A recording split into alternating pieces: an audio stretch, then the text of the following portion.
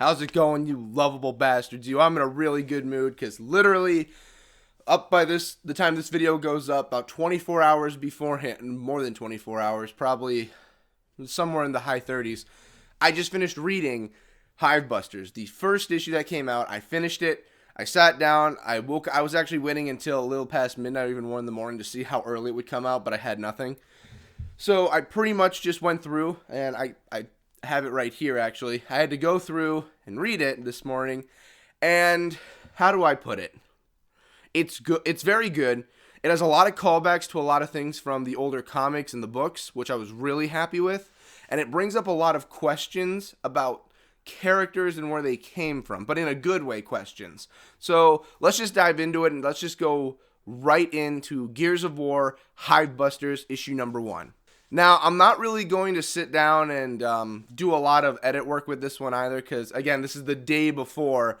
Normally, I film these, normally during the weekend, I get them prepped for what's to come, but I didn't have a chance this time because, again, I figured since Hivebusters is coming out the day before I do videos, I would just get it out. So, this won't have a lot of editing in it. This will pretty much be like what I did with the Disney video. It's going to be a straight through, and I'm just going to talk about what happened and go from there. That being said, talking about Hivebusters, if you have not touched it yet, this will have spoilers in it. I'm not going to sugarcoat things. I'm going to go right through the story. I'm going to talk about what was going on and what my interpretation of things were and all the things that popped up that were interesting. So if you don't want to get spoiled about this, if you don't want any information on Hivebusters till you read it, it is out now. You can go and find it. It's not like you have to go out and worry about a game that's being sold and like, oh, I don't want to see it, I have to go buy the game. No, this is Hivebusters. Still go out and buy it. There are digital copies you can grab. But anyway, continuing on, let's talk about it. So, jumping right in, starting off, the first thing we get, it's a little trippy, and I can see how these were the preview pages because it really does throw you the other way when you actually get into the story.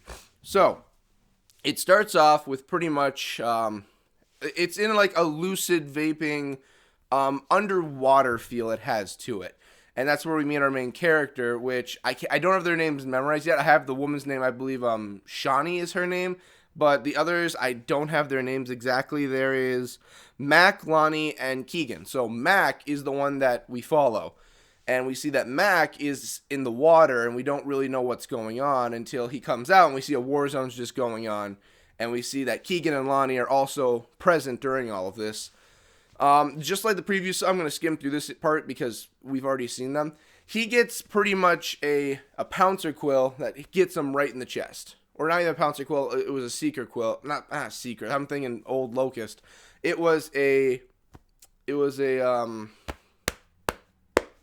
My terminology's off. A snatcher. It's a snatcher's quill that gets him, and it gets him right in the side. He pulls it out, and we see he goes out and he grabs something. It looks like, honestly, it looks kind of like a Pez dispenser, and that's kind of when he gets shot in the back. And you're led to believe, but not really, because it's only a few pages in, like, oh no, he might be dead. And then the weird thing happens. He's in this, like, area consciousness kind of thing, and you see a hand come in and rip him out, and you see that he was in a pod, and he has some kind of device on his mouth, which I'm guessing stops, like, I don't want to say the infection, but it stops, like, something from getting into you to make you transform or die or something like that. They pull it out, and there's a tube that goes all the way down. So this is, like, giving you some sort of oxygen or filter or some kind to keep you alive. And we see that Lonnie and Keegan are both there, but now they're in their actual, like, Hivebuster garb. They're in the actual, like, outfits we see them wearing. So it goes from there. And we learn that they're there to bust a hive, of course. Now, when they go out and they're going to the hive, it's actually stated that they're using some kind of venomous poison that they're going to release inside the hive. So, since the swarm is a biological creature, they're going to release a biological agent that can kill it. So, that just tells us in the future, like, the swarm are not, like, immune to these kind of things like bacteria and disease. They can still be killed by those means. They're not invulnerable to those types of things. Going from there, they start to talk about one another, but not until later on do we get their backstories.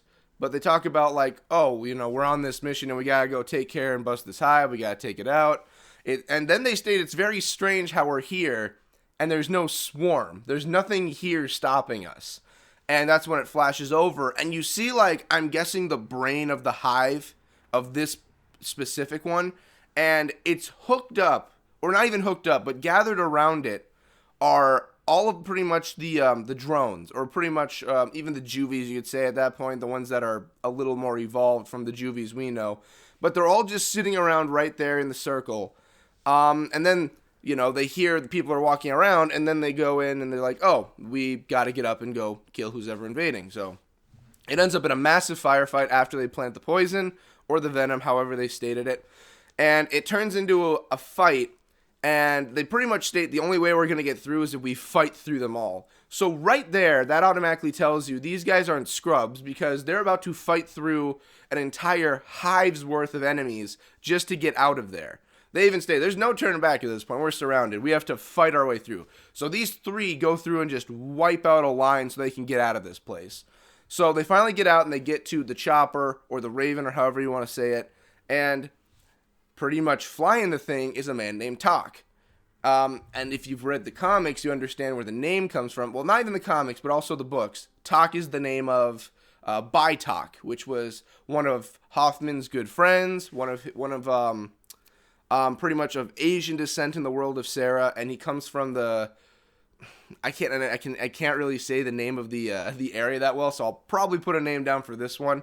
But pretty much that's where he gets the name, and that's where you're like, oh, okay. Because originally when I heard it, I didn't really take it that far until we meet him again, and you see him in full, and you see like, oh, he's from this region. So he picks him up, and he's getting him out on a chopper.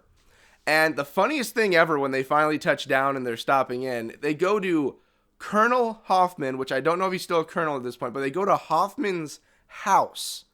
It's nothing but a white house. I think there was a white picket fence. DBs everywhere, just trimming hedges. It's god fucking hilarious. Because he's just sitting there, just clipping away at everything. Like, DBs are just nothing. They're not these soldiers we've been fighting. They're literally just doing the handiwork. We get into Hoffman's house, and there's just a huge comms area that's in there. And it's revealed that Hoffman is now back with the Coalition. Or at least he's working with them, and the Hivebusters are there working with him. So we know that Colonel Hoffman, or maybe just Hoffman at this point, we don't know, is working with the Coalition, or their gears, the new cog. And then we have the three Hivebusters, who we learn that Shawnee was in prison. We don't know why she was in prison, but she has a squad and everything, and she's an islander, we also learn. She also has the face tattoos. We don't have any more information on her past. She was an islander, and that she was a prisoner, and she had a squad, and she's a dedicated soldier, and that Hoffman is actually fairly okay with her compared to how he was with Marcus. But we also learned that the place they were on was in the South Islands, where her parents are from. We don't know who her parents are. They don't state it. But we do know that she, I mean, I guess she could be the daughter of Bernie, but I don't think that's possible. I don't think the daughter of Ty at all. We've never once heard anything about Ty having like a woman of his own, and that she was raising their kids.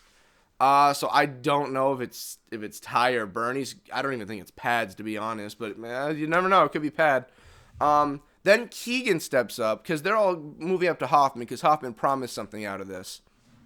And Keegan, it turns out, he mentions the Onyx Guard. Now, it doesn't say he was an Onyx Guard member.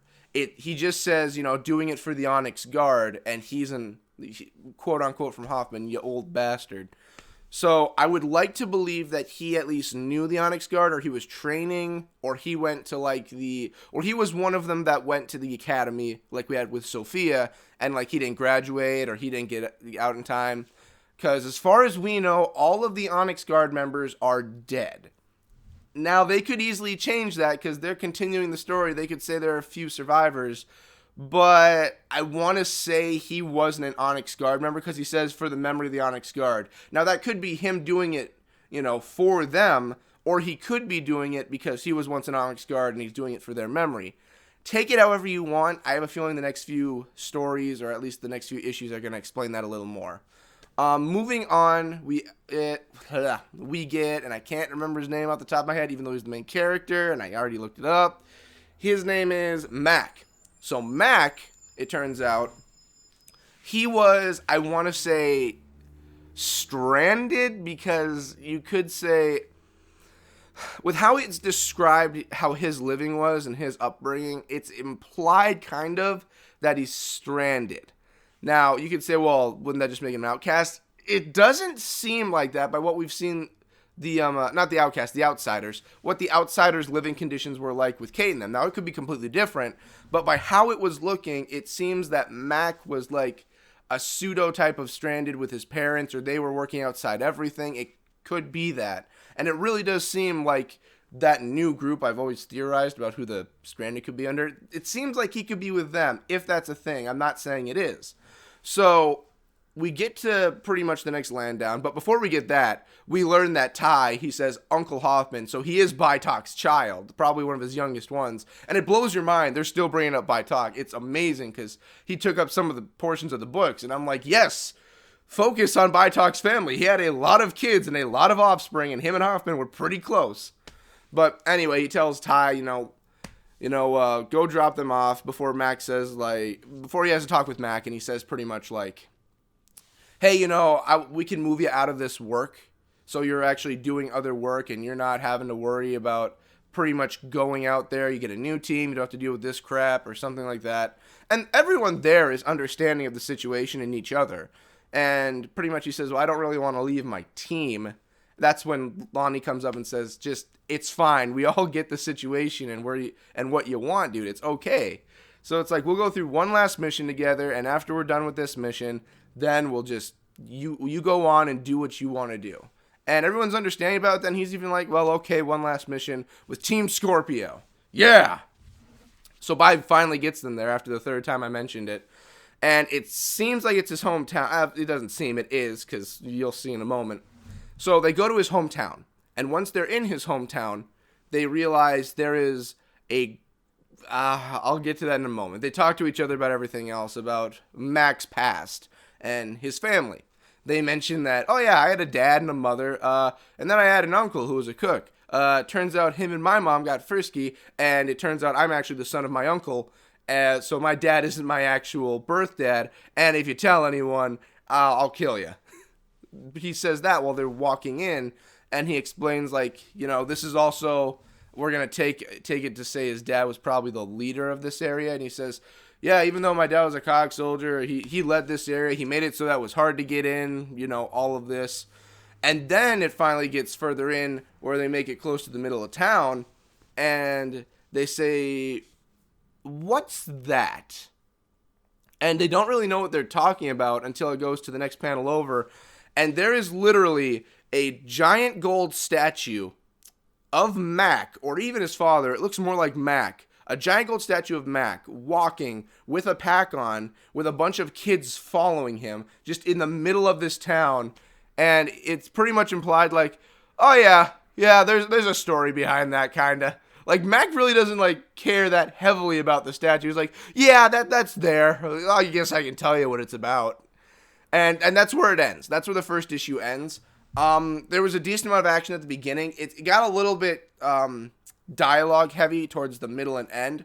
But then again, we got reintroduced to Hoffman and what he's doing. We got introduced to Team Scorpio and how their team pretty much operates as a 3-person team. It was good. It was really good. I really wish I could just keep reading it, but obviously when the issue ends, I have to wait for the next issue. So, yeah, Team Scorpio. I want to get these out as much as I can whenever I do the issues. Again, this is just a straight dialogue. I'm not going to do too much editing aside from the few things, the very beginning and with the title, because this is the day before, and I do have work pretty much throughout the week. So, thank you guys. Team Scorpio all the way. Like, comment, subscribe. Follow us on Twitter. Do all of that good stuff. I will be back next week with more videos. When the next Hivebusters comes out, I will have that. I'm probably going to lose getting it up before probably Barricade and also probably before Shadows. But hey, let's see if I can get that bronze medal. See you guys next time. Have a good one.